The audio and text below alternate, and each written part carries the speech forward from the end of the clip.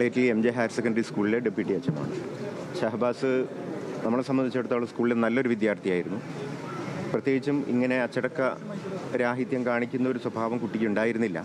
ഏതെങ്കിലും രീതിയിലുള്ള അച്ചടക്ക ലംഘനം കാണിച്ചതായി ഞങ്ങളുടെ അറിവിൽ വന്നിട്ടുമില്ല. ഇത് സംഭവിച്ചത് പിന്നീട് പുറത്തുനിന്ന് ഏതെങ്കിലും രീതിയിൽ കുട്ടിയെ ഗ്രൂപ്പായിട്ട് വിളിക്കുകയോ സോഷ്യൽ മീഡിയ വഴിയോ ഒക്കെ ഉണ്ടാകുന്ന സംഭവങ്ങളാവാനാണ് സാധ്യത. സ്കൂളിൽ ഞങ്ങൾ സെൻഡ് ഓഫ് നടത്തിയ സമയത്ത് കഴിഞ്ഞ 13-ാം തീയതിയാണ് സ്കൂൾ സെൻഡ് ഓഫ് നടന്നത്.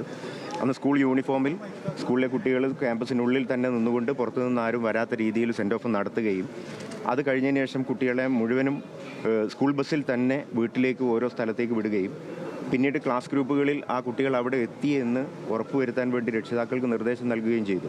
അതിനുശേഷം ഞങ്ങൾക്ക് അതിന് നല്ലൊരു അഭിനന്ദനം സമൂഹത്തിൽ നിന്ന് തന്നെ കിട്ടി. പ്രത്യേകിച്ച് ഈ സമയത്ത് കുട്ടികൾ ഒരു അപകടകരമായ ഒരവസ്ഥയില്ലാത്ത രീതിയിൽ സുരക്ഷിതമായി വീട്ടിലെത്തിക്കുന്നതിൽ ഞങ്ങൾ കാണിച്ച ഇതിനെ രക്ഷിതാക്കൾ നാട്ടുകാരും ഒക്കെ തന്നെ അഭിനന്ദിക്കുന്ന ഒരു സാഹചര്യം ഉണ്ടായി. അതിന് PTA-യും SPG സംവിധാനങ്ങളൊക്കെ ഞങ്ങളോട് നന്നായിട്ട് സഹകരിച്ചിട്ടുണ്ട്.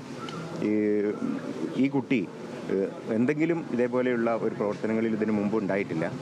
പിന്നെ മറ്റൊരു കാര്യം, ഞങ്ങളുടെ സ്കൂളും കോരങ്ങാട് ഗവൺമെൻറ് ഹൈസ്കൂൾ താമരശ്ശേരിയും അടുത്ത് നിൽക്കുന്ന സ്കൂളൊന്നുമല്ല. ഏകദേശം ഒരു 10 കിലോമീറ്ററിൻ്റെ വ്യത്യാസമുണ്ട്. അപ്പോൾ ഏതെങ്കിലും രീതിയിലുള്ള സംഘർഷം കുട്ടികൾ തമ്മിലോ സ്കൂളുകൾ തമ്മിലോ ഇതിനു മുമ്പ് ഉണ്ടായിട്ടുമില്ല. അപ്പോൾ അതൊന്നും ഒരു ഘടകമല്ല. പിന്നീട് എപ്പോഴോ പെട്ടെന്ന് ഉണ്ടായി വരുന്ന സംഭവങ്ങളാണ് ഇതിലേക്ക് വഴിതെളിയിച്ചതെന്നാണ് മനസ്സിലാക്കുന്നത്. ഈ സോഷ്യൽ മീഡിയ വഴിയുള്ള വെല്ലുവിളികൾ കുട്ടികൾ നേരത്തെ നടത്തിയിട്ടുണ്ട്. അത്തരത്തിൽ കാര്യങ്ങൾ ശ്രദ്ധയിൽപ്പെട്ടിട്ടുണ്ട്.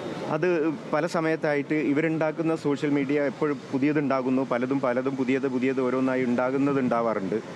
പലപ്പോഴും ഞങ്ങൾ അധ്യാപകർ സോഷ്യൽ മീഡിയയിലേക്ക് ഇവർ വരുന്ന ഗ്രൂപ്പുകൾ ഏതൊക്കെ ഉണ്ടെങ്കിലും ആ ഗ്രൂപ്പുകളിലേക്ക് ഞങ്ങൾ കയറാൻ ശ്രമിക്കുകയും അതാത് സമയത്ത് ഇടപെടുകയും ചെയ്യുന്നുണ്ട്.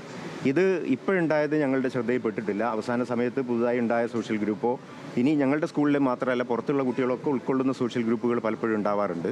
ഉണ്ടാകുന്ന സമയത്ത് ഈ സോഷ്യൽ ഗ്രൂപ്പുകളിൽ കയറിയിട്ട് അവരുടെ നീക്കങ്ങൾ മനസ്സിലാക്കാനും അധ്യാപകരെന്ന നിലയിൽ ഞങ്ങളുടെ ഡിസിപ്ലിൻ കമ്മിറ്റി ഒരു ടീമുണ്ട്.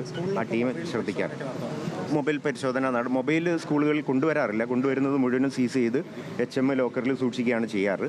അത് കൊണ്ടുവരാൻ പാടില്ല എന്നും രക്ഷിതാക്കൾക്ക് അതിന് നിർദ്ദേശവും കൊടുക്കാറുണ്ട്. പക്ഷേ ഒറ്റപ്പെട്ട സംഭവങ്ങൾ ഉണ്ടാവാറുണ്ട്. അത് കണ്ടെത്തുകയും അത് HM ലോക്കറിൽ സൂക്ഷിക്കുകയാണ് ചെയ്യാറ്.